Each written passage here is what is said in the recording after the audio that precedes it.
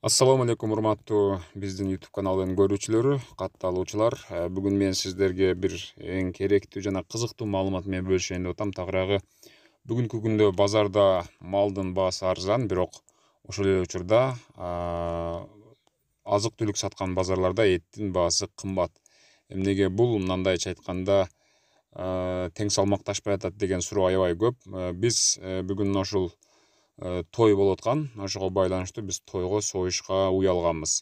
62 000 сомго уй сатып алганбыз кунажын.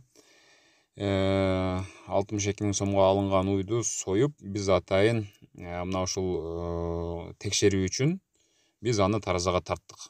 Биз ушул сиздер экранда көрүп турган эттердин баардыгы мына ушул бир уйдун эти. Буларды таразага тартканыбызда жалпы уйдун салмагы, этинин салмагы, бул жердеги эттин гана салмагы 190 килограмм болду. 190 килограмм эт чыкты. Так, эми ошондо эсептеңиздер, 190 килограмм этти тагыраагы мына ушул тараза менен тартып эсептегенбиз. 62 000 сом акчаны 190 килограммга бөлөбүз. Бөлгөндө 326 сомдон чыгып атат. Түшүп атат. Ар бир килограмм эт 326 сомдон бөлүнүп атат. Бирок базарда 500 сом болуп атат 1 килограмм эт. Эми эсептеп көрөлү. Мунун разницасы ар бир килограммынан эсептен 176 сом.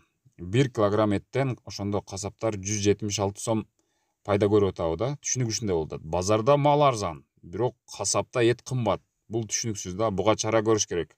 Антимонополия, кааласаңыздар сиздер дагы ушинтип бир уйду сатып алып туруп тартып көрүңүздөр.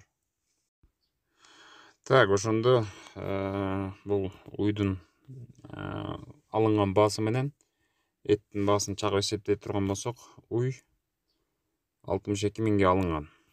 62 000 сомго алынган уй, мына ошону бөлөбүз. Жалпы мындан 190 килограмм эт чыкты. Ошондо 326 сомдон түшүп атат 1 килограмма. Ар бир килограмма 326 сомдон түшүп атат. Азыр биз бүтүндөрүн жок кылайлы. 326 сомдон. Эми мындан кемитебиз. Базарда эттин баасы 500 сом. 174 сом. Ар бир килограммдан касаптар 174 сомдон пайда алып атат деп айтсак болот. Андан сырткары бул жерде уйдун башы кошулган жок. Баш где-то 2000 сом плюс ичеги карынын 500 сомго сатса, 4 тиягын 100дөн 400гө сатса 2900 сом. Мына ушундай, урматтуу көрүүчүлөр,